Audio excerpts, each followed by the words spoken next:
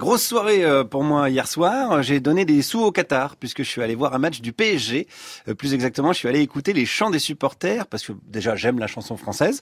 Alors on n'est pas sur de la playlist France Inter, sauf si Christine Boutin devient programmatrice, parce qu'on va parler homophobie dans les stades.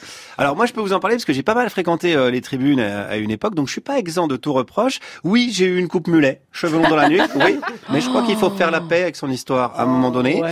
Mais la ministre des Sports, Roxana Maracineanu, elle a fait son baptême du feu avec le dernier PSG Marseille et elle a un peu tiqué sur l'homophobie décomplexée de certaines paroles. Je suis donc allé voir les fans du PSG hier. Allez, on commence avec un premier supporter. Sur l'histoire là, c'est n'importe quoi. C'est que du foot. Après, c'est des termes qu'on dit. C'est vrai que si tu dis un truc PD, c'est vrai que c'est un peu homophobe sur le coup, mais c'est pas péjoratif, on va dire. Voilà, de PD, c'est homophobe, mais c'est pas péjoratif. Ça, c'est une question d'interprétation. Je tiens à le rappeler.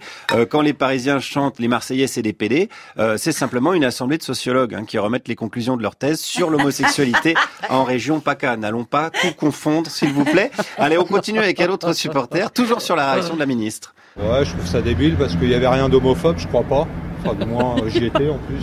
À part l'OM, on t'encule, c'est pas homophobe, je crois pas. C'est pas homophobe, l'OM, on t'encule ? Non, je crois pas. Non, c'est une invitation. Alors, c'est le on t'encule qui peut faire peur parce que c'est vrai que des fois, ils sont plusieurs.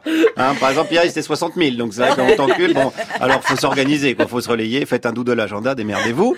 Mais en tout cas, pas touche à la chanson de stade, qui est une œuvre, donc à protéger. Faut que ça reste comme ça. C'est ce qui fait qu'on a envie de venir voir ce match, quoi. C'est-à-dire que s'il y avait plus de chants homophobes, vous viendriez pas ? Non, mais c'est comme ça.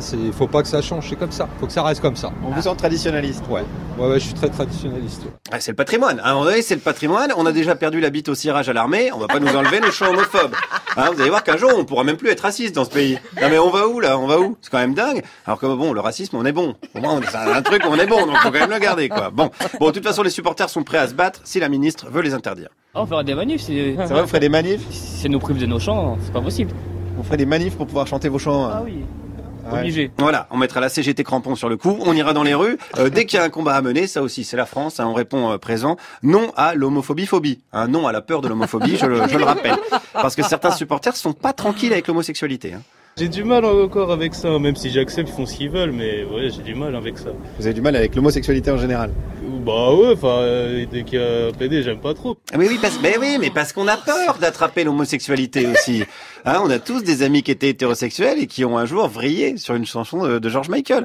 Non mais c'est vrai, on a tous un vieil oncle qui vote Fillon puis qui regarde des matchs de catch avec des mecs à paillettes en collant, en bavant. On a tous ça dans nos familles. Donc personne n'est à l'abri et à trop chanter des chants sur la pénétration anale, est-ce qu'il n'y a pas un risque? Après, eux, ils font pareil s'ils veulent. C'est un jeu, quoi. Si on va pas se lancer des fleurs et tout. Non, mais si vous vous sodomisez mutuellement... Ah non, y a pas de ça.